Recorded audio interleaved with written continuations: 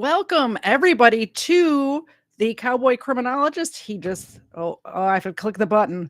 Somebody clicked a button. Cowboy Criminology, Cowboy Criminologist and KTZed crossover. Welcome. Thank you for having me again.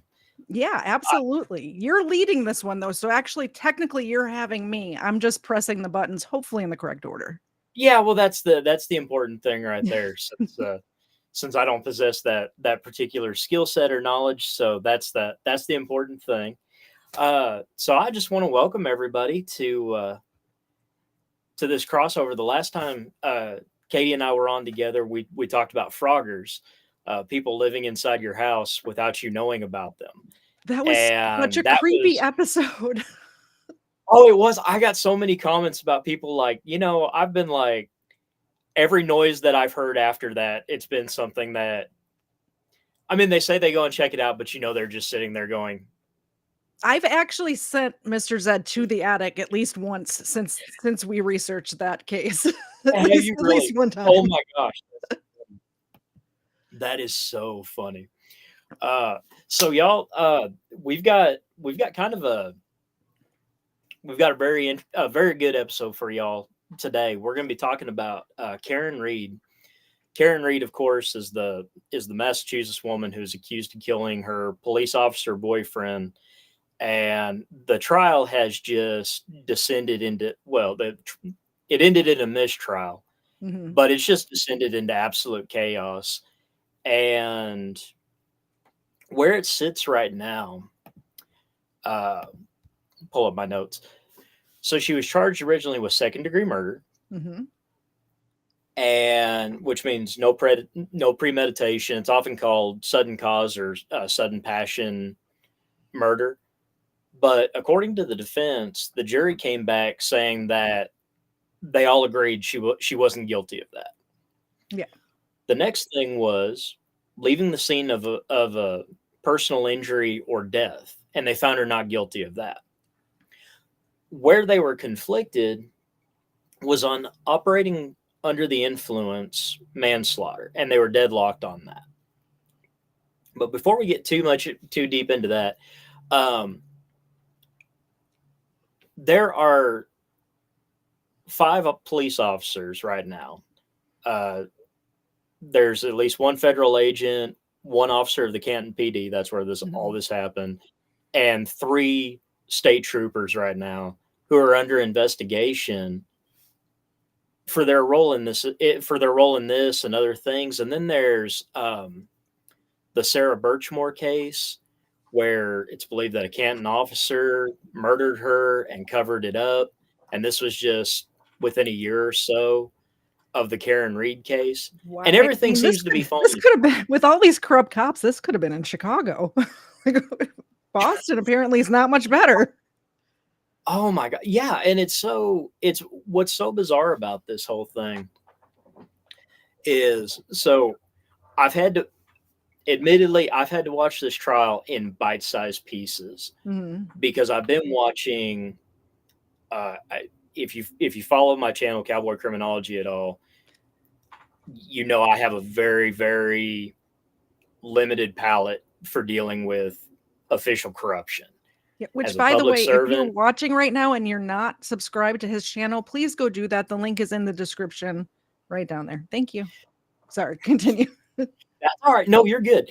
Um, I just have a very very I don't tolerate it very well, Mhm. and so watching the officers testify, the ATF agent, Michael Proctor, the whole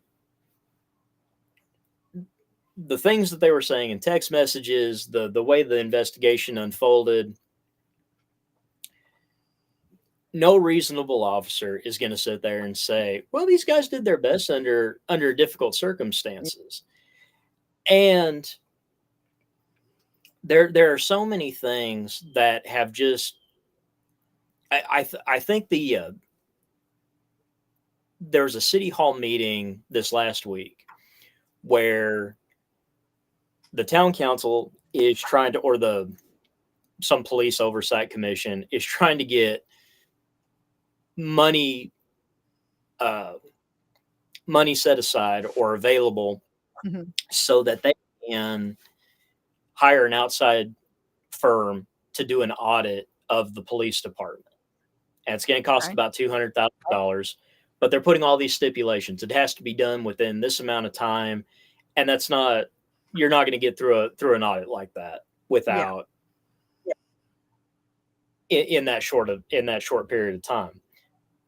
The other problem is very very few firms want to have anything to do with this town right now.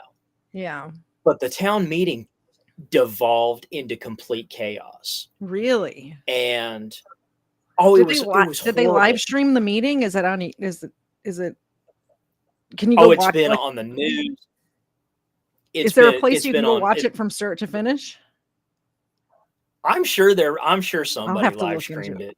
it, but I mean, it was If I find it, I'll add it to the description here. Okay. yeah, yeah. You told it. Oh, it was a gong show. Yeah. So what stood out to me, one of the other things I have issues with is civilians attempting to lead or dictate policy to law enforcement agencies. Yeah. I understand there needs to be oversight because civilians do view things different than law enforcement. Hmm. But if you've never been a police officer, you have no business dictating policy. You just don't. Yeah. So one of the issues was the performance of the police department during Could you hear her? Was that loud?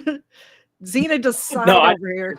By the way, everyone, Xena's here. If you donate, Xena will get a dog treat. Let me share her camera, and then I'll take it off. But she just keep made it the up, keep it loudest up. sigh. Where's the add camera? Extra camera. Here we go. This one. Yeah, she's asleep and just made the loudest sigh that it picked up on my microphone. I don't know if you guys heard it, but she's passed out over here. Anyway, sorry to interrupt. I just wanted to let you guys know that wasn't like I don't know what it could have been, but it was her doing a giant sigh. And you know, So before you get too deep into details too, because I haven't covered Karen Reed at all on my channel. So could you give like just a quick overview, like just a high level overview of what happened in this case? yeah, so there's a group of friends that all went out and they all went out drinking. John O'Keefe, who is the victim in this case, Mhm. one of the last videos we see of him is he's carrying a cocktail glass out of this local bar. And like cops do, they tend to hang out with other cops. So, Yeah. everybody's at this bar drinking. In none of the video do you see anything that seems to be off or out of the ordinary. It just looks like, just normal time out for people. Does he look super drunk in the video or just regular, like a little stumbly? Or does he not look drunk at all? It's a little hard to tell from the video. I figured you were 'Cause a Marine, so you could recognize like the level of drunkenness and also a police officer. So well, the Marine in me goes, he doesn't look that bad, and the cop in me going, he doesn't need to be driving. So yeah. it depends on which cowboy criminologist are you asking for an opinion on, because those could be very wildly different. Yeah. Those could be very wildly different opinions. But so when they get back to the house Mhm. of one of the individuals who happens to be a Boston police officer, and John O'Keefe was also a Boston police officer, and I believe the owner of the home was a sergeant in the Boston PD. There seems to be some discrepancy about what happened Okay. because Karen Reed drops off John O'Keefe and apparently leaves. She's never known to have entered the house. Okay. But she comes back a few hours later, because John hasn't come home, she hasn't heard from him. And according to the prosecution in the case, they're saying that she had run over John O'Keefe after they had gotten into some kind of argument. Mm-hmm. She left him in the snow, drove off, and came back. And they're saying that she did that Now, on purpose. Is that correct? yeah. Or they're saying it was an accident and she just left the scene? Yeah. Okay. Yeah, and then backs over him. Parson, you're absolutely right. Let's not get too far ahead of the story though, because that's exactly what this whole case hinges on. That it really does. The the issue is that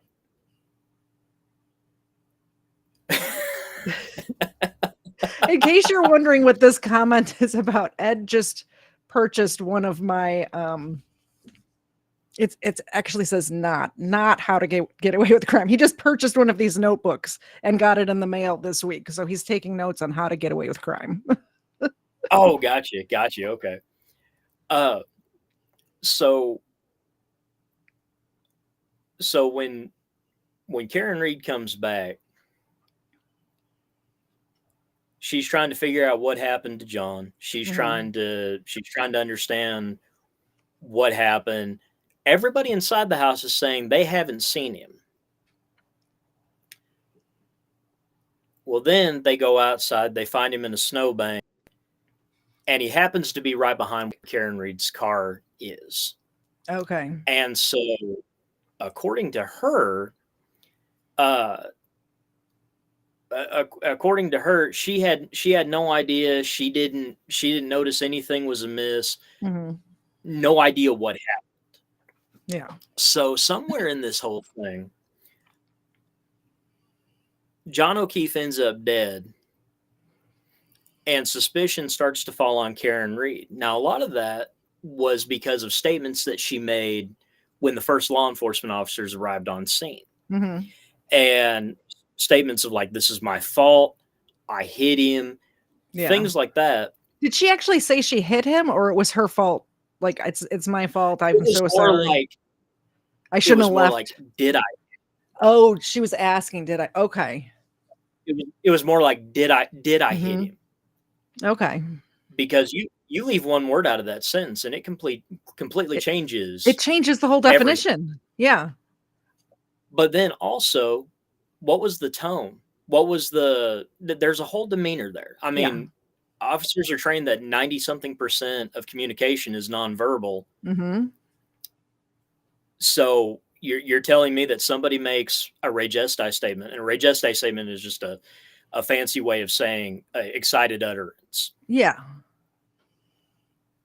Yeah, she said, did I hit him? Well, that's the other thing. Was she crying hysterically when she said it? Because I mean, I've seen where people have died or something has happened to someone where it's obviously that the person didn't actually do anything to make that happen, but they feel like they're at fault because of what they didn't do. Like you see this with suicide a lot, where it's my fault, I should have seen the signs, I should have done something, I should have whatever. So is it like that, or is it I ran him over and screw that guy? Like, her question was Terry's exactly right. It was always framed in a question because admittedly she had been drinking. Yeah. And when they all were. And I mean, there's no excuse for drunk driving in the age of Uber and Lyft and all that stuff. Absolutely. But be that as it may, there's a huge difference between running somebody over and maybe not using your best judgment getting behind the wheel. Yeah. Huge difference there. Now, police officers have to be very careful in criminal investigations because doing the wrong thing is what starts the ball of conspiracy theories running. Yeah. And anything that people can tie to an impropriety will do just that. So the police department shows up. They realize that they've got an issue there. They have snow coming down. So somebody gets the genius, brilliant idea to use a leaf blower in Massachusetts in January Wow. to clear snow And evidence. so they could see. Thank you. Okay, so put a pin Let's in that right scatter there. all of the evidence all. That ties back to the city council meeting, and where I just completely lost my mind. I was like, okay, I'm done. I can't watch any more of this. The guy who's leading the meeting is obviously incompetent, or if you've been watching the Sarah Boone stuff, non compos mentis, that's her catchphrase, along with "it's not fair." But one of the members of the board was saying it was improper police work. You do not collect evidence, DNA, blood evidence in red Solo cups. And this guy was like, well, I mean, they were in a fresh package. Well, they're sterile for human consumption and for sterile drinking a beer out of, and putting somebody in prison. Yeah, those are two completely different standards. Absolutely. And so the other member of the board was like, the Canton Police Department is a laughingstock right now. Who uses a leaf blower in order to find evidence? Yeah. And this leading this meeting says, well, I think you could look at that as being as being ingenious or showing ingenuity. And thank you. It's not just me. It makes literally zero sense. You want to get a cover over it, there's been crime scenes before in the past where there's been snow, where it snowed on the crime scene, and that if they get a cover over it, they warm it up slowly and melt the snow in the area that they've covered where they think the evidence is, and they pull the evidence, not in Solo cups and evidence bags, by the way. There's standards for this. There's best practices. Yes, there are. And so there's a lot of things there. So like I said, a Boston police sergeant, it's his home. And according to John O'Keefe's phone, it shows him going up and down the stairs, indicating that at least at some point he was in the house. Yeah. But the officers investigating didn't necessarily have that at the time, but you've still got somebody who bled to death on your front lawn of a sergeant for a major metropolitan police department, and nobody goes inside. Nobody goes inside to take a look around. You just take his word for it. No, he never came in. Well, check to see if there's blood stains on the carpet. Anything. Yep. Anything. Yeah. And so there was just some other things that came up where Karen Reed's vehicle was towed to. It was towed to a completely different police department instead of the one closest. Preservation of evidence seemed to just kind of be a hindsight consideration, which in normal crime scene investigations, it should be the very thing that you're focused on.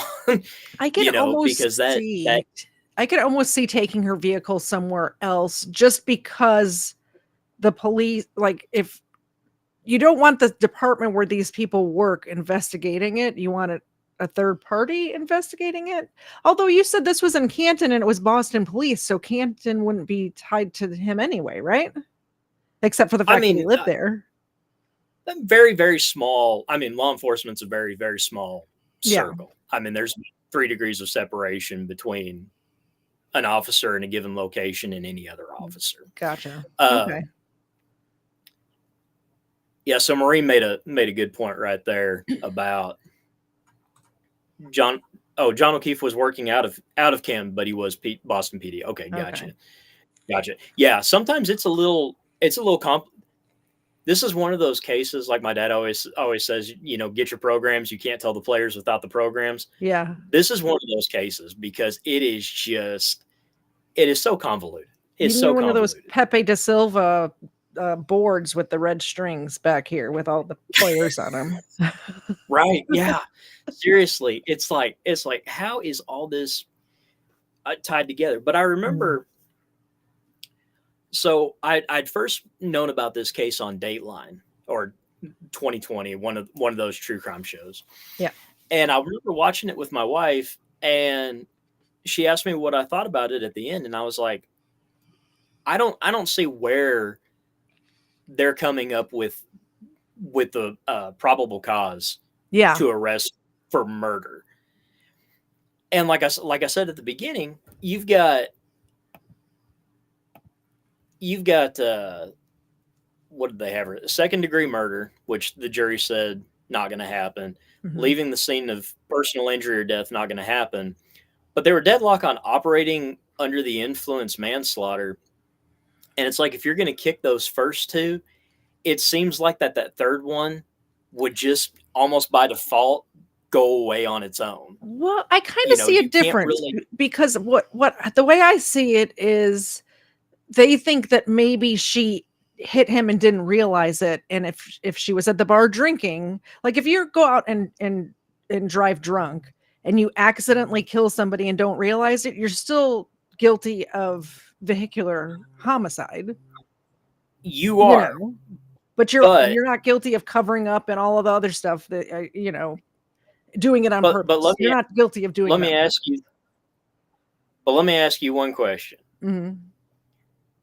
If you're going to say that somebody killed somebody, whether through manslaughter or murder with a vehicle, what are you going to expect to see on the victim?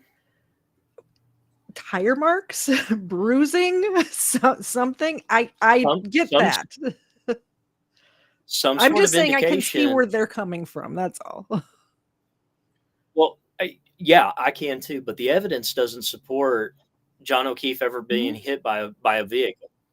I would expect to see like wherever the bumper is on his legs, some sort of bruising or something. Right now, so the FBI accident reconstruction team came in, and these guys are sharp. Like the reconstruction experts, they do major accidents, and of course they have all that federal money running around, so they can do some just amazing things. But given the coroner's report and given the evidence, the only thing that ties John O'Keefe to being hit by a vehicle was these shards of the rear tail light of Karen Reed's vehicle that ended up on him. Yeah. But other than that, there's no other contact. Now, there's the gash from the cocktail glass on the back of his head, which was severe, incredibly severe. And I think, if I'm not mistaken, wasn't his official cause of death hypothermia related? I was thought it was like the weather, like he froze to death. Yeah, I want to say that, but there's nothing there that shows that outside of that incidental contact there was anything there.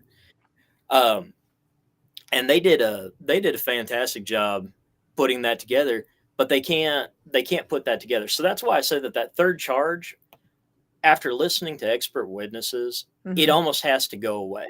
Yeah. It's like, if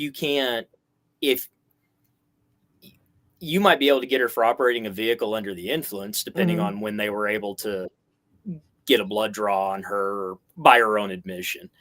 But to sit there and say manslaughter for somebody who wasn't hit, or who doesn't appear to have been hit by a car, that's very interesting. That's very interesting, because those two would almost have to have some kind of cause and effect in order to come together.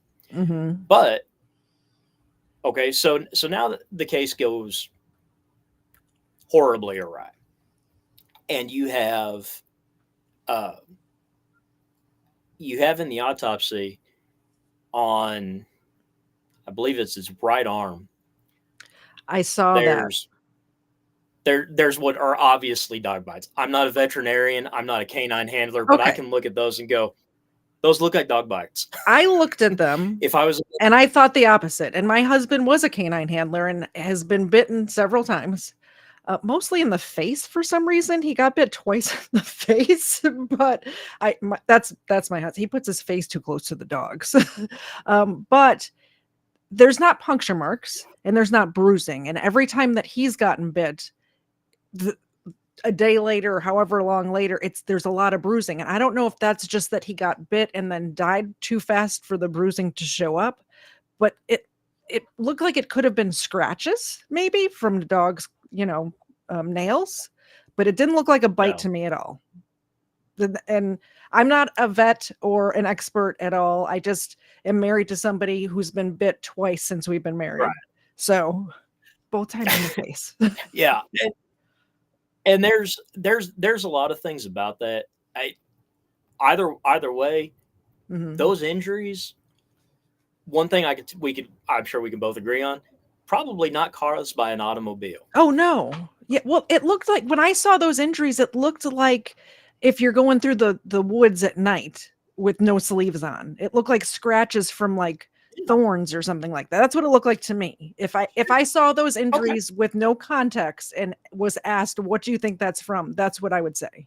Like going through some brambles or something. So, But the interesting thing is, so in the aftermath of this whole thing, mhm. you have an entire family, not to mention almost every police officer involved in the investigation. I guess they were all on the same friends and family plan for their cell phone providers Okay. because within weeks, they all got new phones. I believe the sergeant or one of the officers who was there That's at the strange. residence. Yeah, incredibly strange. And there was a canine that was attached to the residence. I don't know if it was, I don't remember if he belonged to the sergeant that lived there or what the deal was, if he was a Mhm. retired police dog. It was a German Shepherd, right? I believe so, but Yeah. he's gone. He's been given to another agency or taken over from another department or So some they can't interesting thing. line up his claws to see if it fit. Like, yeah. Yeah, that would seem to be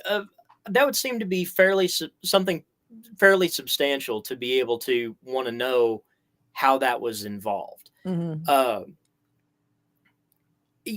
it doesn't make sense. So mishandling of evidence, miscollecting evidence, uh, losing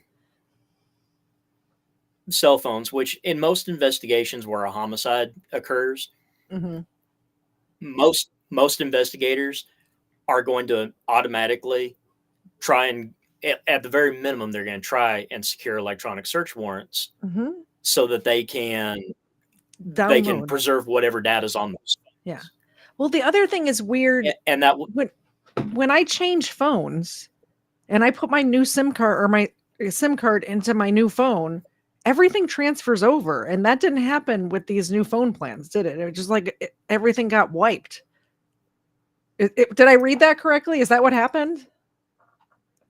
that's what they said, Which is but weird that I haven't had that happen in probably 10 years where all of my data didn't transfer when you get a new phone, right? I think it's pretty rare. I mean, technological glitches can happen, of course. I mean, To a whole it's not family's phone. yeah, but I mean, for that to happen to everybody. Yeah. And here's the thing. So when Trooper Proctor went back and was collecting evidence from the cell phones, he was just Mhm. letting them send what they thought was reasonable and prudent Yeah. instead of getting everything. Here's the issue with that. when the defense So you can keep talking. Sorry, I thank you It's very hard. much, No, Handy News, for the super chat. We're gonna wake Xena up for the super chat. Thank you. Sorry when for the interruption. That's what we do around no, here. That's my grift. How else am I that's gonna all get right. $2 from Handy News? Thanks, Handy. I appreciate you. When the defense showed the full and correct data off of the Mhm. phones, they showed that there were text messages that had been left out, not sent, Mhm. deleted. And so all of these things come in, and it's just incredible to me that that this has made it as far as it has. And I think a lot of that has Mhm. to do with the judge. The judge is pretty much spoon fed the prosecution this entire time. I think in a lot of ways she's really overstepped, and I'm really surprised that the Massachusetts Supreme Court hasn't just kicked this whole thing. Do you think they're gonna retry it? Yeah, For so it's one up for retrial right now. They're working on retrying her, and so they are. they're actually bringing in the defense attorney who represented Whitey Bulger, Oh, the Boston interesting. mobster. Yeah. They're bringing him in as a special prosecutor. It's like you put in your A team and Yeah. you weren't able to secure a conviction, and now You're bringing a defense how? lawyer as a prosecutor. All Yeah, right. Okay. there's just no end. Mhm. Before we get too far though, Mhm. or uh, I want to tell everybody I have got a special announcement to make, All right. and so last year I finished a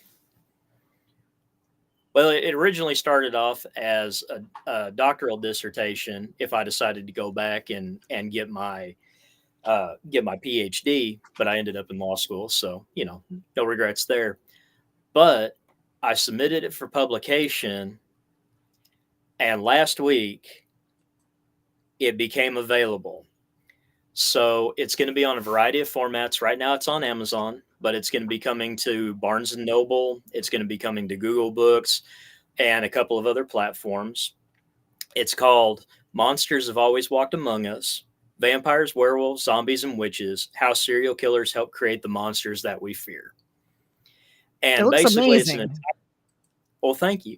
Yeah, so I wish I could take credit for the artwork. The artwork on the cover and the interior of the book is AI generated, but I think it did just a really cool job with it. But if you're interested in those kind of things, or somebody who is, what a better time of year to launch this type of book than right here at the Halloween season. Um, it's fact based, it's fact driven, but it's also very entertaining. If you're familiar with my show, you kind of have an idea for how I lay things out. But this book goes back all the way through over 4,000 years of human history to help you understand how we've always recognized serial killers in one iteration or another. But as our minds have, or as society has progressed, we've come to see those changes as something different, and we've contextualized them in different ways. Instead of starting with the supernatural, now we're coming through to yet more of a criminological, psychological understanding. But you're still trying to bridge a gap of about 5,000 years of human history in order to really understand how these things came to be. Mhm. And the research, I got to admit, was a lot of fun, especially the vampires and werewolves section. Yeah. So during October, I'm going to do special readings from the book on my channel, just to kind of give y'all an idea of what it's looking like. But if you're a fan of horror, if you're a fan of true crime, if you're a fan of monsters, this book does it all for you.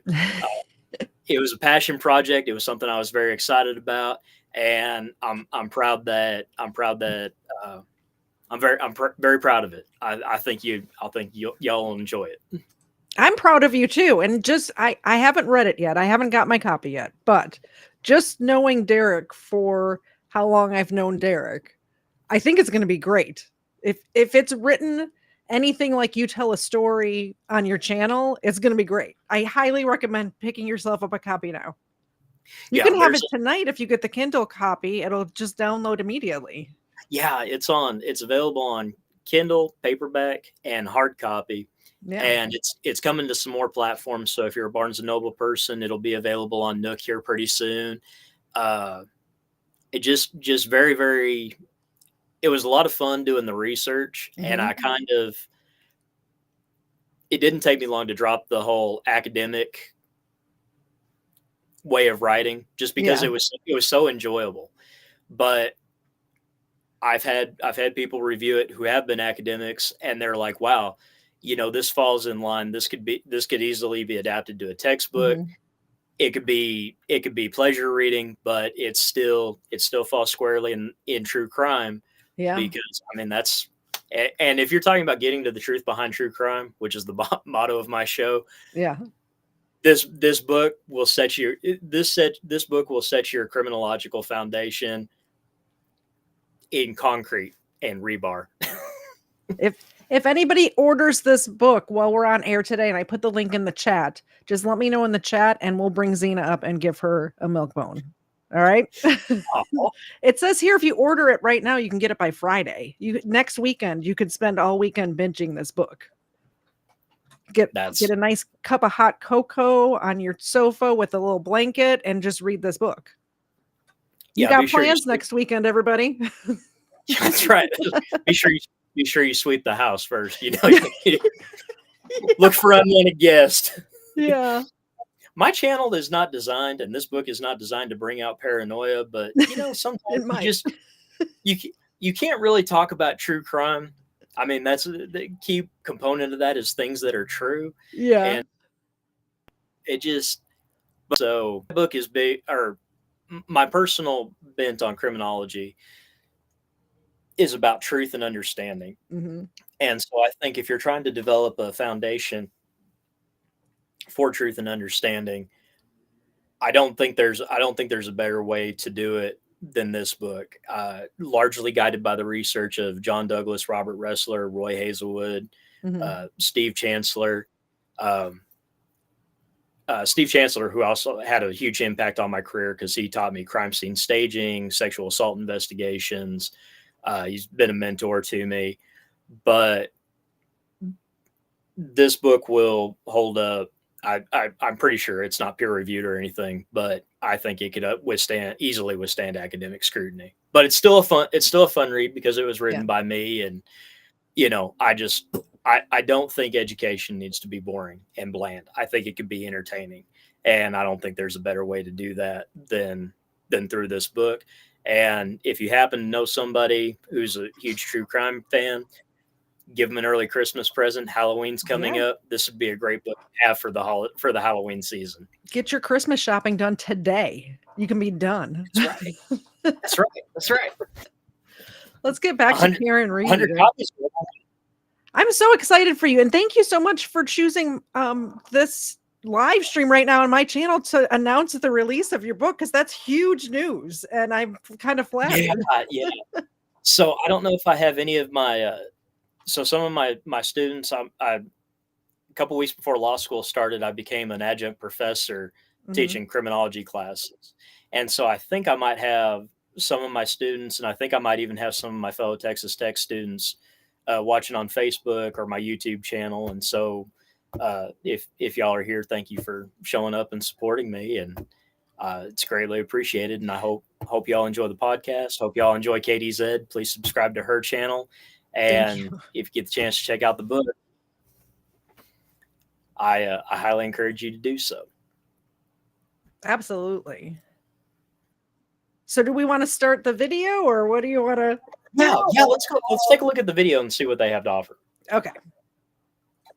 And just holler if you want me to pause it to comment. Okay. And I'll just. Okay. Okay.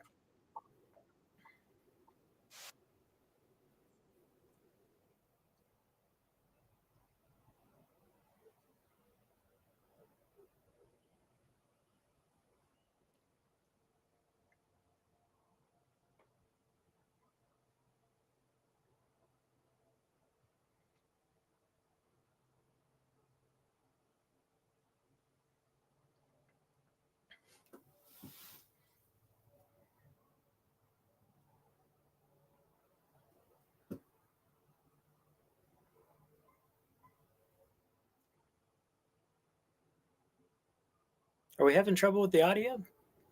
There was 70 witnesses. That's crazy. That's a lot of witnesses. Not really in a murder trial. You don't think so? That's no, not in a murder trial. That's 70 seems like so many. Okay.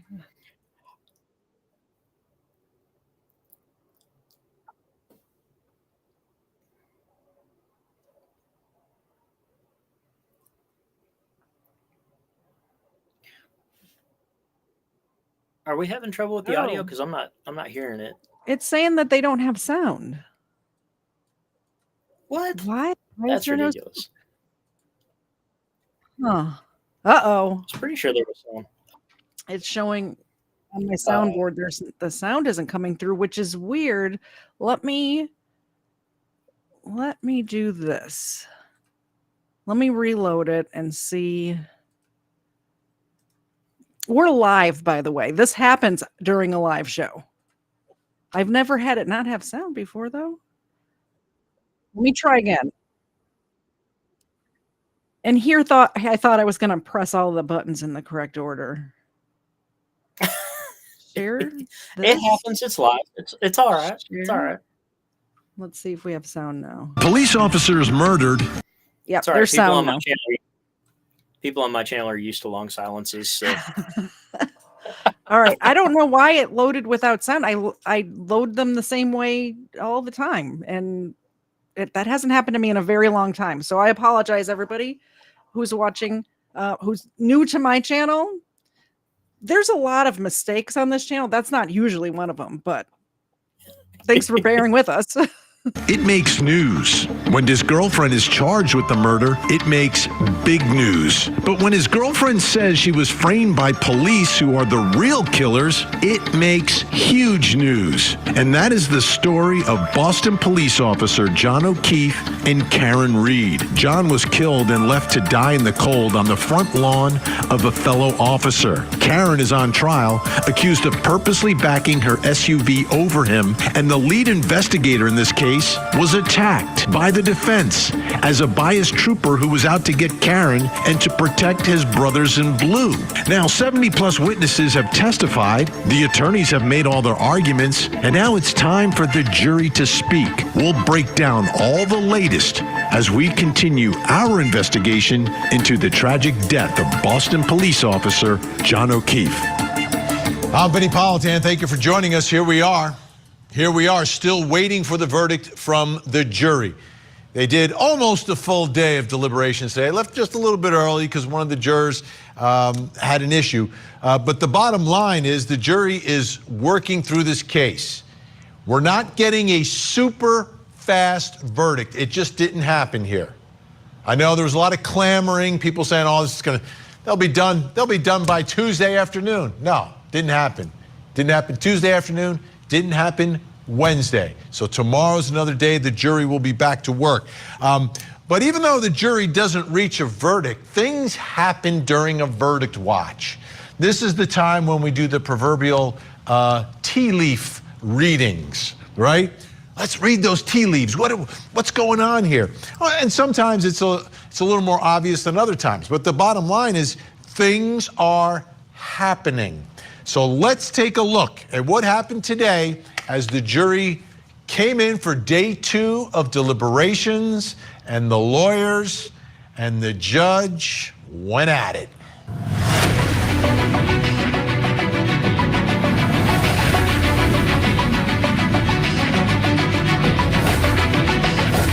I just saw the verdict forms, and as we discussed yesterday, the amendments that the court indicated it would make them. Oh, no. Not been made.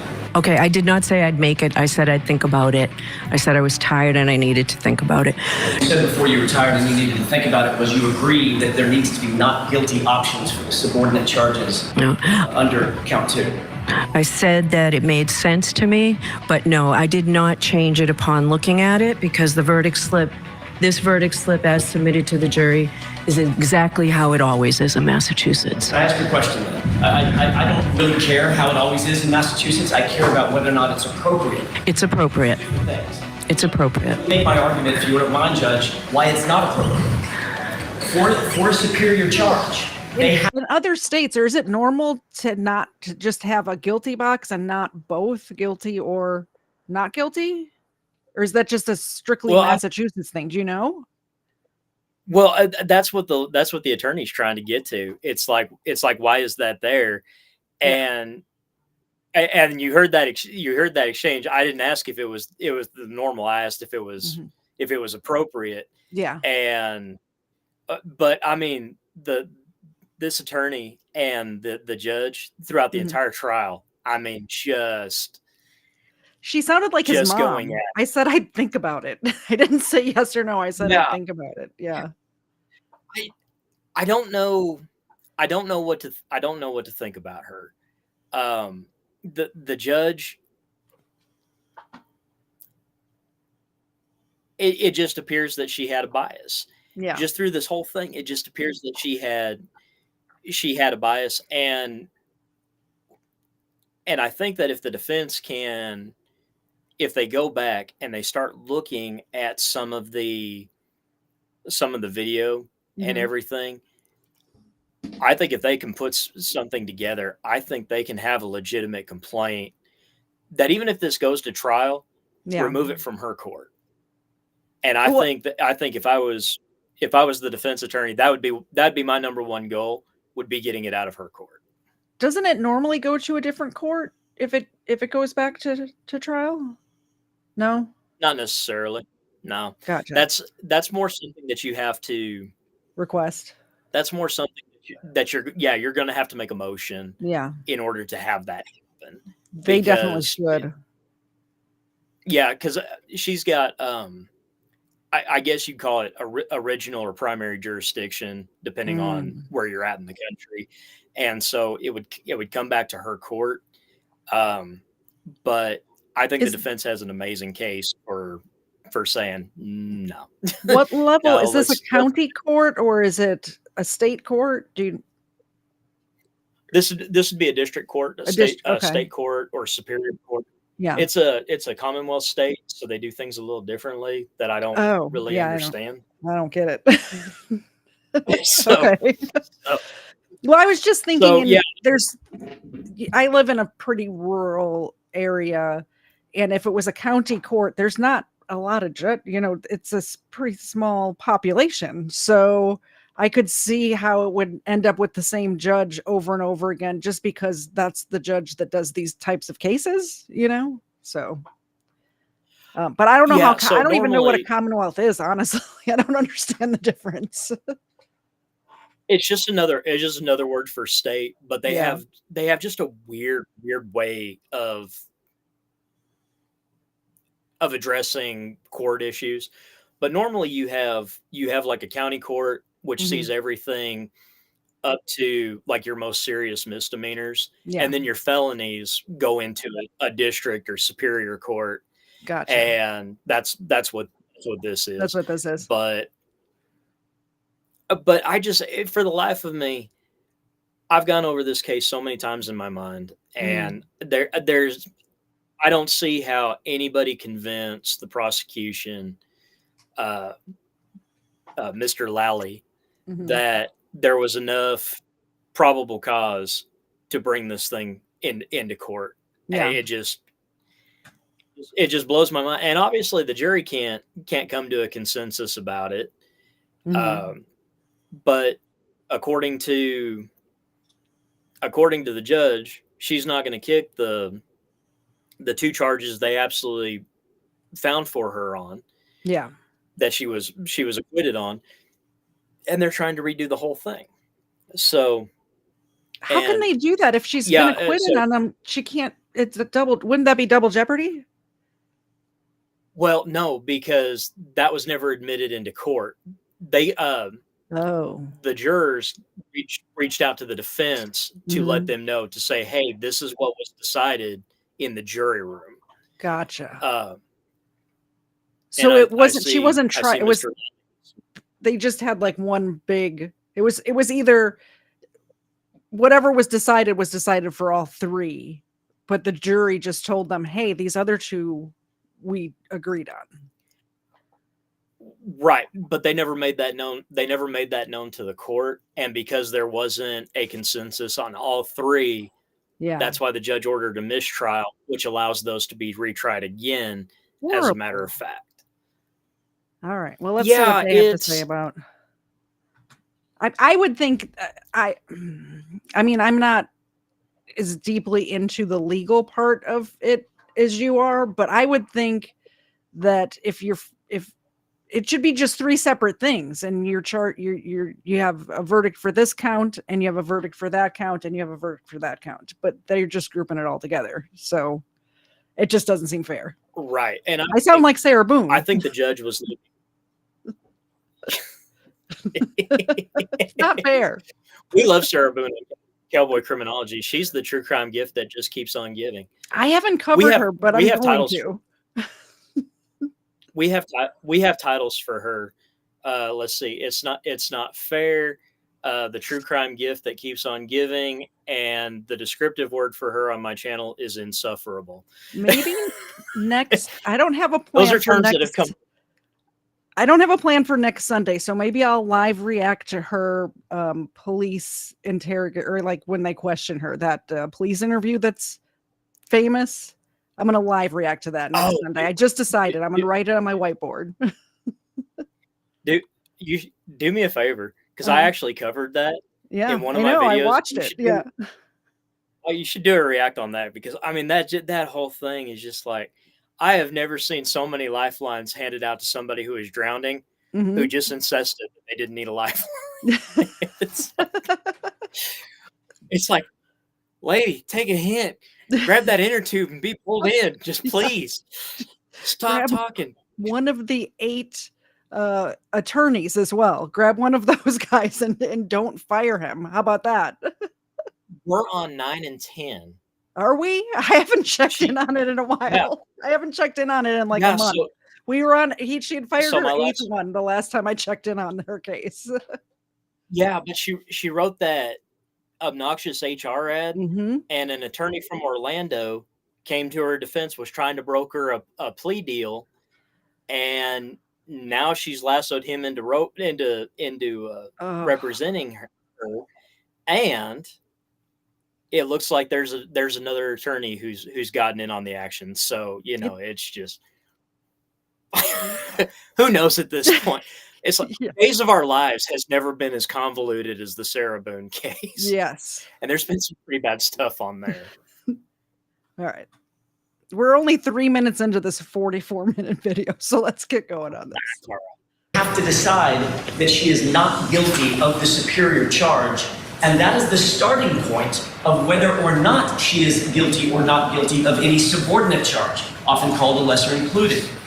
Once they decide that she's not guilty of the superior charge, now there's two additional charges that they've been instructed they must decide whether she's guilty or not guilty of. How do they decide that she's not guilty of the first subordinate charge, involuntary manslaughter? Okay. Anything else you want to say, Mr. Jackson? I'd like an answer from the court. How do they decide that she's not guilty of involuntary manslaughter on that verdict? That's their decision to make. And how do they make it if they don't have an option to check a box that says not guilty? They don't check the box that says guilty, do they? And then when they go to the next block, they don't check the block that says guilty, and on the top, you're left with not guilty. Okay? So it's the absence of the check mark that the court determines is the not guilty finding by the jury. Yes, that's what the verdict slip reads. It reads not guilty. If they don't check block 2, 3, or 4, the verdict slip reads not guilty. Okay? That's how it is, Mr. Jackson. Well, and apparently that's how it's going to be because of the court's order. That is not how it should be, and it's over our strong objection. They need to see that there is a not guilty option for the subordinate charges. If they come back guilty on, for instance, involuntary manslaughter, that's immediately appealable. They didn't have an option on the verdict form to find her not guilty. It's almost like the court is directing a verdict of the subordinate charges. Okay. I disagree with you. Mr. Yannetti, you've seen verdict slips exactly like this. Okay? I actually haven't learned. Have you had no lesser includeds? No, we've always had lesser includeds, but I have not seen a verdict slip there where not guilty is not an option for the lesser. Okay. I disagree with you. All right. I don't like her attitude. I'm just gonna say it. I don't like her attitude. Just the way she's speaking to them is disrespectful. You know, you see what I'm saying? Yeah. Like, even I could understand It's that like she's arguing her point, but she doesn't have to be such a. I don't want to. Forgive me, but she's kind of being a bitch. Well, you know, you saw with that second attorney, she tried to drag him into it, and then he ended up saying, "No, Yeah. I've never seen one like that." Yeah. And I see exactly what the lead defense attorney is doing, Mhm. and he makes a great point. It's almost a subliminal message that if you don't find if you don't check this box, something's wrong. And Well, I don't understand why the judge is arguing it. How hard would it be to go back in, make another box, reprint the form? Like, why is she arguing so hard against it? It doesn't make sense. If she's not biased, Katie, that doesn't make sense. Katie, the hills that people pick to die on. I mean, I'm just like, Yeah. I mean, I think that would be something, because he's absolutely right. It's a totally appealable issue Mm-hmm. for something that she could have directed the court clerk. They have a printer. I saw it. I saw it right there when the camera panned to the judge. There's a printer sitting right there. It's an easy fix. Parson is saying that this is the form they used for years, but maybe it shouldn't have been the form they're used for years, and maybe this is the first attorney to point it out. But from what I know, just from what I've seen so far, it doesn't make sense, and I don't know why she's arguing so hard against it. You know? Those people choose to die on. That's all I can say. Yeah. Excuse I don't me. think it's better. This for is being- funny, Ms. Reed. Sorry, Hang on Reese. just a second. I don't think it's a matter of her being pro-blue. I just think that she is so dug in on everything in her court is going to be done her way. Mhm. And regardless of what anyone else thinks or what anyone else says, she's going to stick with that. It's my court. It's going to be my way. I think that she's just so, for whatever reason, she seems to have a vested interest in Karen Reed being convicted in this case. I don't know what it is. Yeah. I can't explain it. The district attorney obviously doesn't think his people have another chance because they're bringing in a pinch hitter.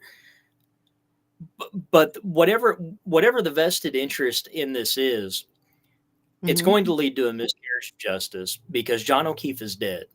Yeah. That's the fact that doesn't change. And when you have investigations that start off so far behind the eight ball and Mhm. so improperly handled, when you have those things, the only person who ultimately suffers is the victim, because nobody's ever held to account Yeah. for what happened.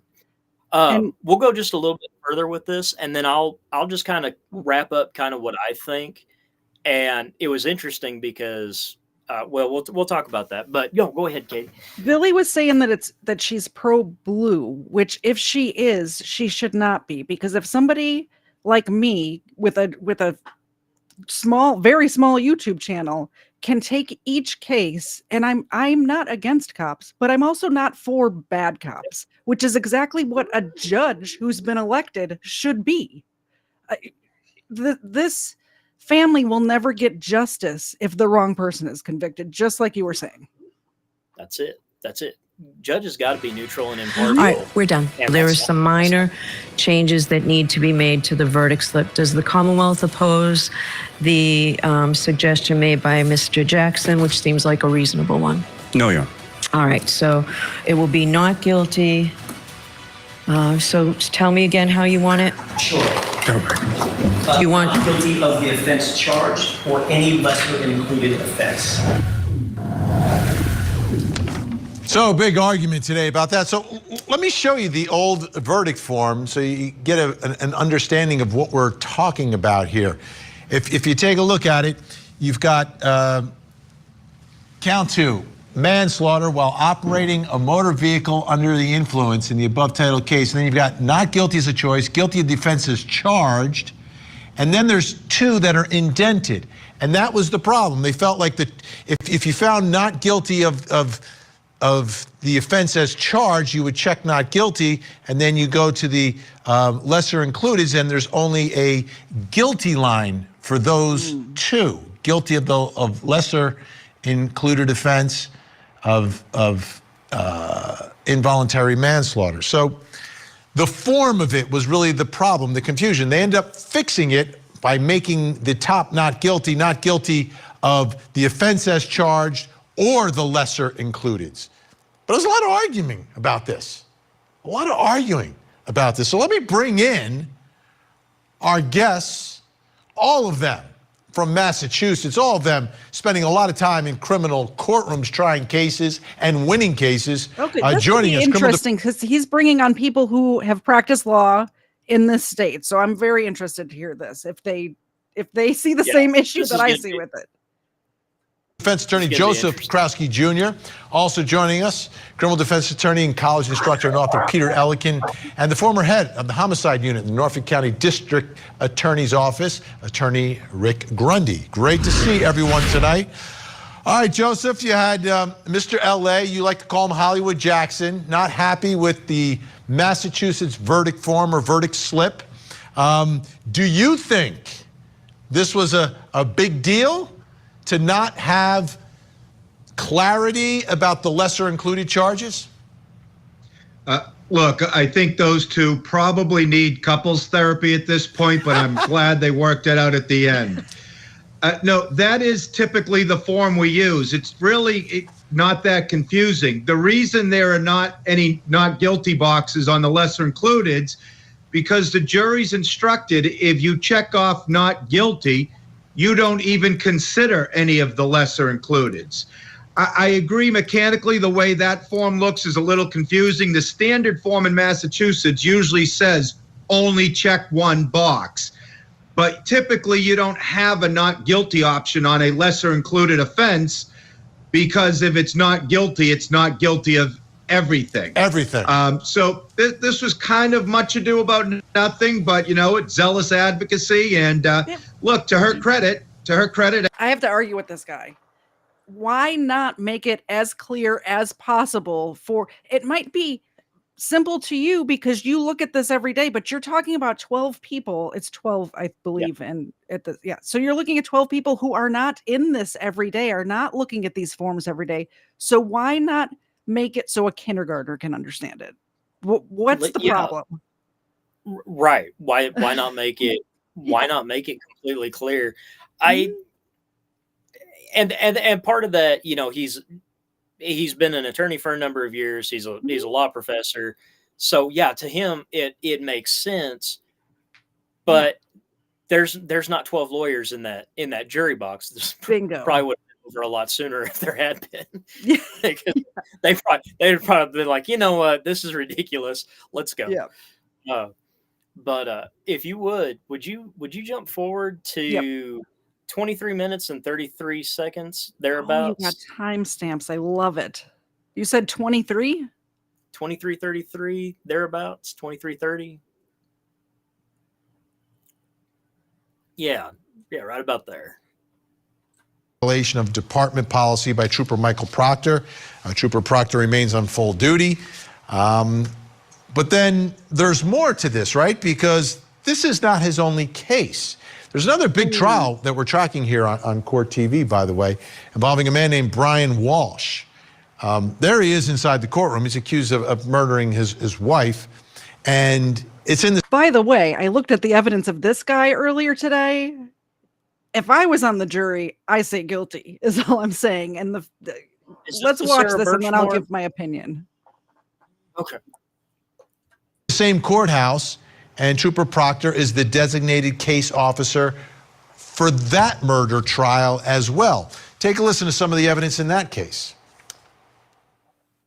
It had become evident that Mr. Walsh was suspecting his wife of having an affair. The oldest child's iPad begins to visit websites concern how long does it take for a dead body to smell? How long does it take for someone to be missing to be declared dead? He is seen purchasing numerous items, including a Lennox high-tension hacksaw, 48 terry cloth towels, 200 disposable rags, trash bags. In the Swampscott dumpster, they found items, including a set of Volkswagen keys, Anna Walsh's COVID vaccination card. Also located in the dumpster, Your Honor, were rugs. These rugs contain red-brown staining as well, and a piece of a Gucci necklace consistent with one that Anna Walsh wore. So what happens now? What impact does everything that was revealed during the course of this case have on the rest of his cases, the rest of his career, prior convictions of people he investigated? Let's bring back in our special Massachusetts think tank. Rick Grundy, let me start. So this same thing happened with O.J. Simpson when Mark Furman got on the stand and admitted to saying the N-word, and then they went back and undid or tried to undo a bunch of the cases that he worked on. And that's exactly what's going to happen with the cases in the Karen Reed trial, because the cops got on the stand and admitted to not doing a good job. So now this guy, you heard that evidence for this guy, like it's a lot of evidence, and I don't know why he hasn't taken a plea deal yet, because he's totally going to get convicted. But now they have this little tidbit of this is the cop that worked on it, and look what he did over here in Karen Reed's case. I think the distinction is there's an abundance of evidence in the case we just saw, and the evidence in the John O'Keefe case is certainly more subjective. And open to interpretation, especially, when you collect evidence with with a leaf blower and red Solo cups. I mean, it's ridiculous that happens. But with that other case, I think that's less of a problem. But the defense wouldn't be doing their job if they didn't raise the issue of for sure. But in the John O'Keefe case, you can sit there and say that first off, they never focused on anybody except Karen Reed. They did. I don't even think you could call it an investigation. I mean, it was Bush League at best. And the fact of the matter is, you had a state police barracks not too far away that has a crime scene unit that could have come and assisted officers. That's what state police do. That's their entire job is to help out smaller agencies. They didn't even take into consideration that it may have just been an accident. He was a drunk guy in the middle of winter.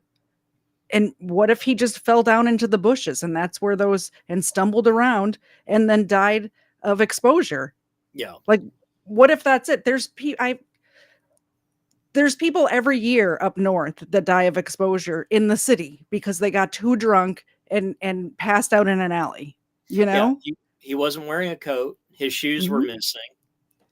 Yeah, that was weird that his shoes were missing. Yeah, or one shoe that the original investigators missed, but when the state police showed up several hours later, they found it after 2 inches of snow had fallen. But also, people who are hypothermic get hot and they start taking off layers, and maybe his feet were hot, and maybe he took them off himself or took his jacket off himself. So, that's a possibility that I hadn't really thought about. Yeah, about you hear about that all the time, like on people on Mount Everest and stuff start stripping their clothes off even though they're freezing to death. Do you want me to skip to another timestamp, or do we want to? Let's keep going with this right quick, and I'll find my next point. Okay, I wanted if you can find the timestamp for where they show his arm. I want to show because we were talking about whether it was a dog bite or not, and I know it's in this video because I shouldn't admit to this, but I did listen to this while I was driving and noticed that they did show that photo on here. You, Yeah. Okay, I got what it. are your initial thoughts here about what impact this will or won't have on other cases like Brian Walsh? We have a question in the chat. Do you happen to know what his blood alcohol content was? I do not. I bet, and that we'll let this play and I'm going to Google it. I bet I can get to it real quick. go for it. The short answer, it'll haunt him for the rest of his career, as it should. Let me just remind you viewers, we've talked about this before, and obviously our other guests know that, but in Massachusetts, this is a highly prestigious position, and the troopers that get into the homicide units are a part of the district attorney's office. They're housed there. They're answerable to the district attorney. So starting with this current trial, the fact that he took the stand and was still in his position prevented the prosecutor from at least being able to say, and you were removed from the district attorney's office due to these actions. And now the district attorney's office doesn't have a say as to what Mass State Police do, but hopefully, and you were suspended. Okay, according to Google, so who knows, his blood alcohol was 0.21, which is really drunk. Almost 3 times the legal limit. Yeah, so he was wasted. But this is what has been going on with what's Just everybody keep in mind, I just did a quick Google search, so if that's wrong, correct me in the chat. called in Massachusetts the post filings, where they are created a whole registry of police violations. So like the others that end up on the post list, this gentleman's these actions will follow him to each case. Mr. Walsh is wrapped up tighter than a pig on a spit, so I'm not worried about him. But the bottom line is Proctor should be removed for cause, and he will be ineffectual. Joseph, your thoughts. What's going to happen? Does this impact any prior convictions involving him as an investigator? Oh, absolutely. There was just recently a motion for a new trial allowed on a murder conviction down here in Plymouth County because it was revealed that the prosecutors had been exchanging anti-Asian emails with one another, inappropriate emails regarding anti-Asian prejudice and superior. This is so dumb, by the way. What's dumb about it is if you're going to have emails with some sort of racism, whether it's against Asians or whoever, why are you doing it from work emails? Because that's all they can subpoena is like you're doing it on your work messenger and work emails. Why would you do it on any forum that would leave an electronic trail? That just like first of all, why would you be anti-Asian, whatever? Like, why would you be like that in the first place? And also, why are you doing it on work emails? Like, it doesn't make any sense. I will say this. When I see behavior like that, I realize you don't have to be intelligent to get through law school. And that makes me feel a lot better about my current situation. So you have a chance. So if you're looking for a silver lining, that actually gives me a little hope. So. Like I don't get it. I just don't get it. A court trial judge allowed the motion for a new trial because of the bias of the prosecution team. So I think there's going to be the same problem here. And if I understand Rick correctly, he almost thinks it would be better if the prosecution could say, you were removed from the district attorney's office. That's an awfully double-edged sword. I think if he gets demoted or fired, which he should, it's going to taint every case he touched. Now, in the Walsh case, if he's the primary out of CPAC on that case, the playbook has already been established in this case. If this jury buys the cover-up with the architect being Proctor, here we go again with Walsh, because who's not to say that he didn't get his hands on those tablets and enter in different Google searches? So this is a problem for past cases, this present case, and future cases. Peter Elkin, will every defense attorney now try to get his phone and all of his messages and all of his Did you history? want me to pause? Yeah, I think that's a bit of a stretch. I really do. I think he's reaching to try to make a point, but yeah, he didn't do it. He kind of lost it. He got too far ahead of himself. But one thing, what they're talking about is prosecutors and police officers are subject to Brady registration. And if you find yourself on a Brady list as a police officer or prosecutor, it means there's been significant misconduct or professional misconduct in your past. And it doesn't necessarily bar you from being a police officer, bar you from testifying in court, but there's always that reasonable doubt that's going to be there. Yeah, because and you can overcome that. It's so difficult. The defense can bring it up, and it makes you look really bad. Yeah, and really the only way to get around it is for the prosecution to bring it up, but then they risk weakening their case. So where do you go with that? So if you want, let's go to 37 minutes, and this gets to where. Yeah, we'll just let it play from here. More so where you're leaning than what you're hearing. All right, let's get to our next piece of evidence, the cuts on John O'Keefe's arms. Okay, Based on I'm your going to review, pause it and ask the chat. Put in the chat, if you don't pretend, like wipe your brain clean, pretend you don't know anything about this case at all, and look at this photo and tell me what you think that would be from if you didn't know anything about this case. I can see personally some sort of animal scratches. It doesn't look like bites to me at all. I could see some sort, it looks like deep scratches to me. And it's not from some sort of instrument or something like that. It's not from a knife. It looks like either from a bush or like a animal claw. Like that, this could have even happened as he was laying there, like a raccoon or something, you know? It could. I'm kind of looking there at the elbow, because those do look like, they're at the elbow. Those do look like punctures. And if you think about it, if you have somebody with their elbow out trying to avoid, like the teeth went in here and the claws on either side, maybe. Yeah, I don't know. Is these two scratches here and then these two that are so much further away from each other? They're like spread out more. Ed, leave Zena alone. That's not nice. What? Yeah, she has. She does not. Zena, somebody purchased something at KTZed.com, and I'm not going to, your real name came up, so I'm not going to say who it is, but I just threw 2 milk bones at Zena. It hit her in the face, and she did not wake up. So I did my due diligence.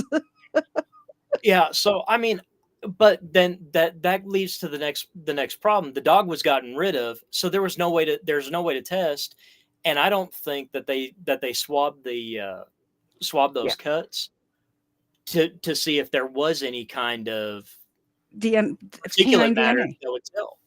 Yeah, that would Frauder tell. Watch says it looks like dog bites. Yeah, there was a dog. Erica's asking if there was a dog in the house. There was a German Shepherd in the house. Speaking of somebody who has a German Shepherd, does this look like something your German Shepherd could have done, Erica? Yeah, so everybody says teeth marks, but I don't see it. So I don't know. There's usually, and it could just be because he died too fast before the bruises, but every time I've seen a dog bite, there's bruising around it. And that could have been that could have been staved off by the cold. He could have lost blood from his head fast enough that it didn't form. But if that's on the autopsy table, bruises can develop anywhere between 24 and 72 hours after death. Yeah. So I mean, and that's the other thing. And of course, we're taking a lot on assumption. I think reasonable assumption, considering the dog was there that night, and then he was given to another agency, and They traded him to somewhere else, and now he's, you know, working on a tuna boat in the Atlantic. So, I mean, They don't even have to check that if it's that dog's DNA. They could have just swabbed to see if it was canine DNA at all. Person said, and I know Person paid attention to this trial, said there was not dog DNA found, but was it tested for? Do you know, Person? I don't know, but if it was tested for and not found, then that's something else. Then I'm going to go back to my theory about him falling into the bushes and then stumbling around and ending up somewhere else. Did they test the bushes around there to see if his DNA was, or if there was bent branches or anything? This investigation was so messed up that who knows? If there wasn't blood on the branches, I'm sure after the leaf blower got there, there probably was. Yeah, they blew it. They blew his DNA all over the branches. Oh my gosh! It was a a rabid bunny. So edge trolling hard. Yeah. This is a great chat, by the way, between your audience and my audience. I love that they can talk to each other in this chat. Oh, it's hysterical. So, I'm loving it. I love it. But yeah, so that does lead some credence to your theory. And you know, I just kind of wrapping this up, but looking at everything that happened, and because you know me, I'm the behavior guy. Yeah. And when I see behavior that's contrary to what I would expect to see in a situation like that, I've been a police supervisor. Mm-hmm. If somebody comes to my door early in the morning, knocks on my door and says, "Hey, there's a dead cop in your front yard," I'm going to be out the door. I'm going to be like, "Whoa, what in the world?" You know? Yeah. And I'm going to be doing everything, but there was no investigation. And so I think you have a pretty good theory. This could have been accidental. Yeah. But there's another theory that I had based on kind of everybody's involvement in the house and how the stories of everybody who was in the house line up almost just a little too well. Like there's very little variance. And I would expect to see a little more variance because of perspectives and things like that. And people were all drunk. But yeah. You get 10 drunk people together, the story's not going to, the exact same thing could happen in front of them. It's not going to be the same story. And if they're using the same verbiage and stuff like that, it's rehearsed, obviously. But it almost seems like the testimony was very mechanical. Mm-hmm. And everybody kind of hit the same talking points, one thing or another. But then Person said there was pig DNA found in these cuts. Are there wild boars or anything in Massachusetts? I know there are in like Texas and Oklahoma and stuff like that. I don't know if there are up north. I don't know how pig DNA would get there. Although he was a cop, so it might be bacon. Really? Come on, man. But yeah, I mean, so there's some really good points in there. Oh, but I almost has a good theory. Sorry, I didn't mean to interrupt, but he's saying it looks like snowblower blades. I don't know if I see it, but I didn't think of something like that, like where it could have been that like was some sort of instrument, like some sort of machinery like that. Well, that was one of the concerns, that maybe because he was close enough to the road that they thought that maybe he had gotten hit by a plow. Or it could have even been rocks in the snow with the plow going by pushing the snow if a plow went by. Dogs eat pig ears. That is true. Maureen Bridge said that real quick, didn't she? Xena loves pig ears, but I would think if it was a dog's mouth depositing pig DNA, it would be mixed with canine DNA. So I did think of that, actually, the pig ears thing. We're going to solve it right here in this chat. That's right. We're going to get to the bottom of it. Truth behind true crime right here. Exactly. Let's watch a few more minutes and see what they have to say about these marks. Review of all of the data that you've talked about, all of the information that you were given and reviewed. What is your opinion or conclusion about how these injuries were sustained? I believe that these injuries were sustained by an animal, possibly a large dog, because of the pattern of the injuries. Peter Elkin, 0 to 10. How important is that evidence? I think it's about a 7 for the defense. That they were able to bring on experts that said it was. It is also weird that there are. Erica brings up there's marks here, but not on his anywhere else on his body, just on the arm. And that is, if it was a dog coming at you, that is the motion that you would make to defend yourself. So yeah, I would think so. Yeah. Did you want to hear what these four have to say about it, or do you want me to skip to another? Yeah. Let's just we'll wrap it up with what these guys have to say about the dog bite. Or if okay. And in their expert opinion, it was a dog, and I know that's kind of negated. The other side had an expert saying the opposite, that they found some pig DNA or something, which, of course, then they could, defense could knock that and say, well, how do you know that's not a dog treat was in his mouth? And then they also brought on, the defense also brought on the expert saying, the Fed expert saying that, there would be evidence. 0 to 10. The arm. I'd say 7. I got to give that an 8 for the defense, because I just don't think the prosecution. I don't think the defense proved it, but I don't think the prosecution countered it all that well. But it ain't a dog bite, I'll tell you that. Joseph Krowski Jr., 0 to 10. I'll give that 7 for the defense. I wasn't really impressed with the expert. Forensic canine bite pathology is a difficult thing. I didn't think it was a very sophisticated presentation. But to the eye, certainly it does conceivably look like dog bites. I don't think the Commonwealth did enough to explain how broken glass or the shards from the taillight could have, in fact, caused that injury. All right, next piece of evidence, we're talking about the hair. Was it glass or was it a broken tail? Like a taillight is plastic, so I couldn't see plastic taillight making those marks. Possibly glass. Billy's a car guy, so Billy. You'd almost have to like try to elbow a very large taillight to cause those kind of injuries, and I don't know that it. I don't know. I don't even know if that would be possible. If there was broken glass on the ground and he was dragged through it where that arm was the only thing touching the ground, because they're all in the same direction.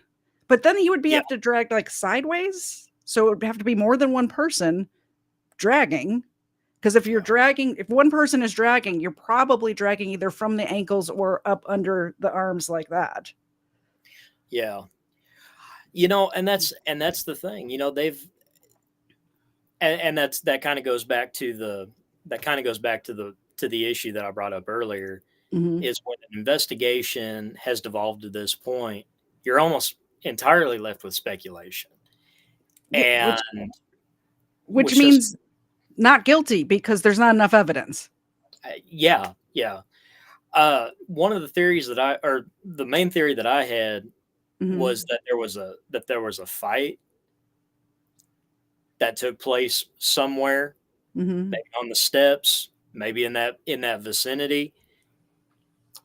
I think the dog might have had something to do with it because the dog was gone within a week of this whole thing. But I almost have to wonder if the tail light wasn't broken as like an afterthought. Because when Karen Reed showed up, she didn't know what had happened, and boom.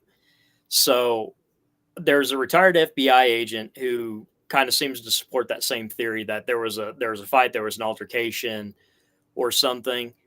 Behaviorally, I don't see it. The evidence so tainted. I don't know how you could get a conviction out of this. Here's the thing with the fight theory that just it also could have been that there was a fight inside the house between whoever's the owner of the dog and John O'Keefe. The dog, obviously, if you get into a fight with Mr. Zed in our living room, Zena's coming after you, no matter who's correct. Zena doesn't know. So the dog gets involved somehow. And then maybe they didn't kill him. Maybe they just kicked him out, but he was so drunk. We saw his blood alcohol level was 3 times the legal limit. They just said, get out of here. Karen had already left.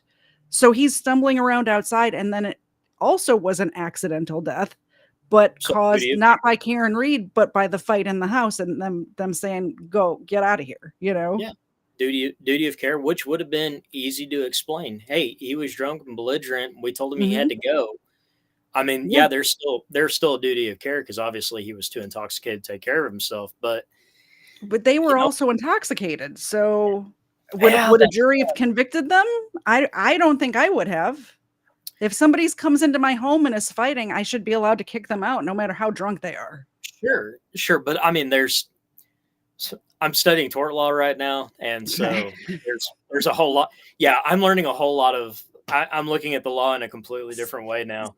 So there is still good coming from two perspectives, because you know the law and what it is, and I know what I would think if I was sitting on a jury. Because if I'm on a jury, I'm going by, well, what would I have done if I invite somebody over and they get into a fight with my husband and I want them out of the house and I'm also intoxicated. I'm not worried about what they do after the door locks behind them, you know. And here's the thing, it goes back to that point. Mm-hmm. When you don't conduct a thorough investigation, when you don't take time to look at the little things, do proper interviews, collect evidence properly. I mean, I've never worked a homicide scene, but I can assure you that in my crime scene investigations classes and my detectives classes, no instructor has ever said, "Oh, and by the way, be sure you have a leaf blower with you, because you never know when you're going to need to excavate." And keep Solo cups in your trunk. Katie, can you go back and show the injuries one more time?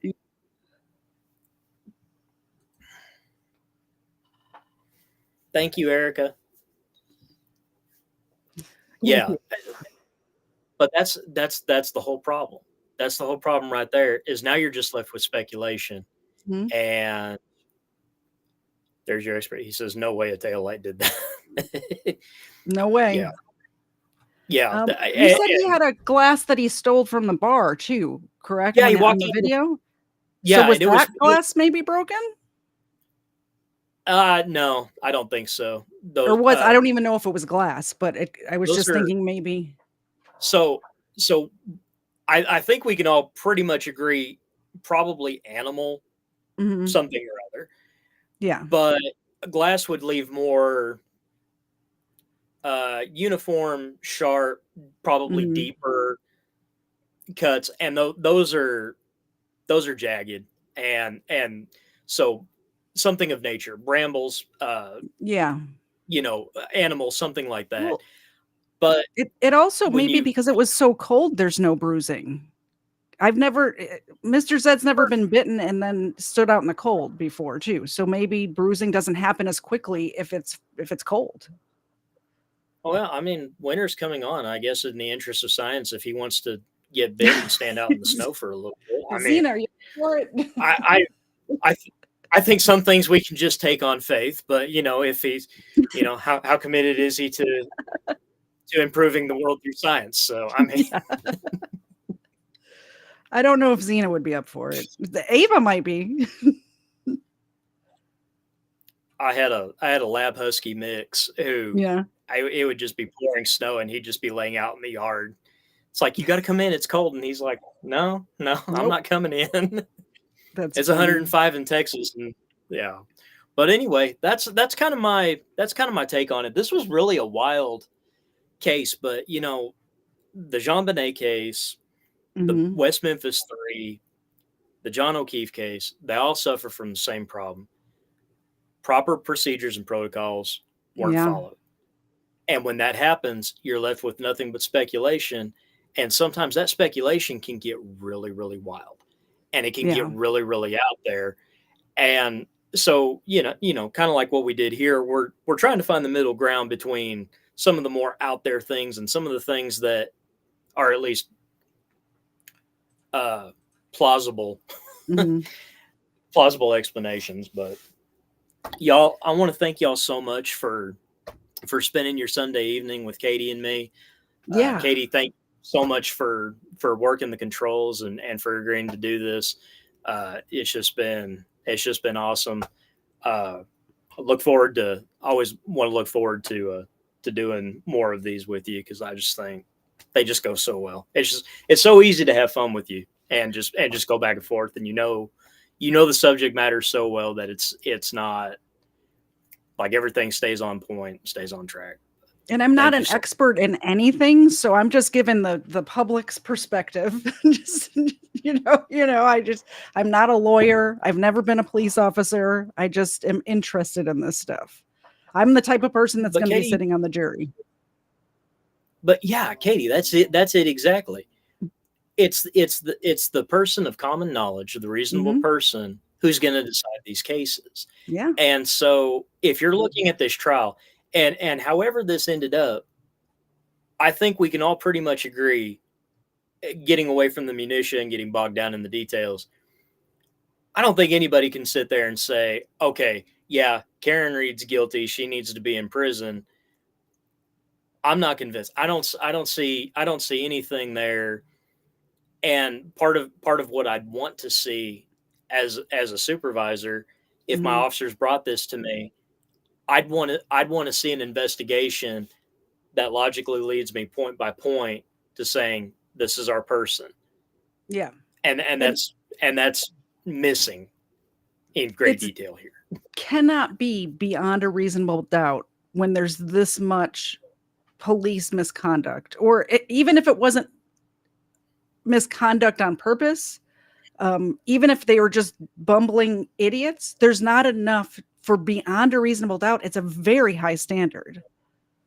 Yeah, it's not a preponderance of the evidence. You can't just have they just mess it up so badly. Yeah, I mean, this is if it's not criminal conspiracy at its worst, it's negligence at its absolute best. Exactly. Exactly. Yeah, just insane. Hold on, I got to get the right buttons up so I can press them in the right order, and then we'll. Oh, you know what? I always forget to do my advertisement. Stick around, guys, for 1 second, please. Pretty please, because I'm so bad at this job. I'm a professional, guys. Hey, go to KTZed.com if you want to get merchandise. All of my merchandise is in the Overruled collection, but you can also get Iggy Normus Jr.'s collection. KFAR stuff is up there. The Sunset Saints, which is very difficult to say fast, and Patriot Jam. But my favorite one is this Christ is King collection. All of the merchandise in this section, 100% of the proceeds go to onemorechild.org, which is a Christ-centered, they offer Christ-centered services to vulnerable children and struggling families. This is a collaboration between, let's be frank, Iggy Normus and I. We created this, and we have donated $142 so far to onemorechild.org. Get a coffee mug, get a t-shirt. If you don't want the stuff and you just want to support onemorechild.org, make a donation directly to them and just let me know about it, so I can shout you out on my channel. We love that charity because they do help struggling families, and it links back to true crime because they help out people who were trafficked and make sure that they have a roof over their head and food to eat. So KTZed.com. Thank you for sticking around for the advertisement, guys. I meant to do that earlier and totally forgot. Maybe someday you'll have some Cowboy Criminology at KTZed.com.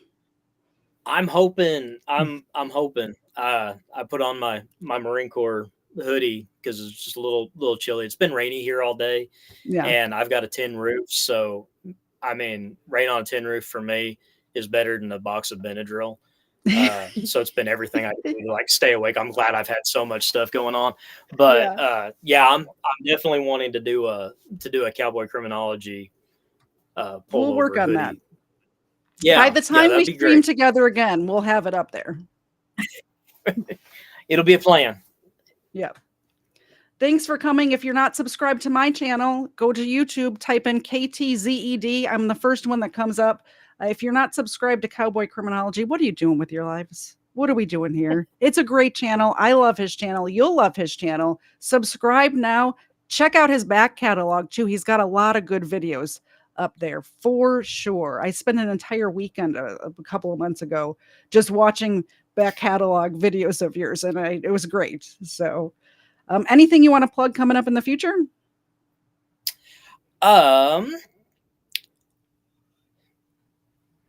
Not this week. Not this week.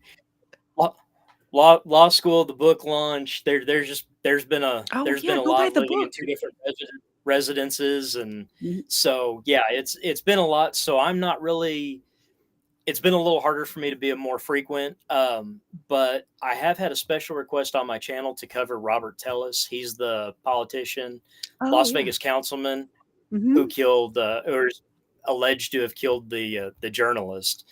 I did a deep dive into that case recently. I kind of want to cover that one too. Maybe we should do something together. Let's do it. Yeah. Let's get it on the books. We will make plans off air, offline, and we will let you know. Just watch our community posts. We'll let you guys know when we schedule that. Yeah, that was very interesting. Especially since you could watch so many people have Ring cameras that picked him up. It's a crazy case. If you don't know about it, stay tuned because it's a crazy case. Yeah, it's wild, and of course, it could only happen in Vegas, so. Yeah, or Massachusetts, apparently. Yep, exactly. I have coming up. I'm going to talk about Ethan Couch, which is the young teenager who was too good to get in trouble and drove really, really drunk and hurt a lot of people very badly and thought that he shouldn't get punished for it because he was rich. This is the affluenza case. Do you remember that one? Yeah, I do. Oh, you froze up. And Derek is frozen. Uh-oh. He looked like he really wanted to say something too. Uh-oh. Maybe I will filibuster and see if we can get him back in here. Uh-oh. Nope, he's still frozen. So I'll just go into my spiel. So Ethan Couch I have coming up next week, just because I have a busy week and I don't have a lot of time to do a research project, but I'm going to live react to the Sarah Boone interrogation video, or, when the first day she got arrested. And then also I have a body cam of an arrest where both her and, this is horrible, I forgot the victim's name, the gentleman that she put into a suitcase a few months before the suitcase thing happened. Both of them were arrested, and nope, he's gone now. Uh-oh, we lost him. So I'm going to watch that video as well. Thanks for coming. I appreciate all of you. I don't know if I should just keep it going or not. I'm not sure if he can come back or not. Maybe his internet dropped. Possibly his internet dropped. Well, I'm going to play the outro. If he comes back before the outro is over, we'll pop back in. The music you hear in my intros and outros is all by Stephen Baker, Iggy Normus Jr., that we just saw his merchandise over there. Check him out. The links are in the description.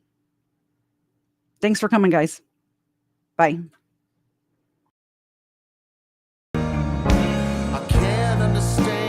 What you're saying, we're late stage in the catacombs, shuffling a single card today, broken table trying to play some ping pong.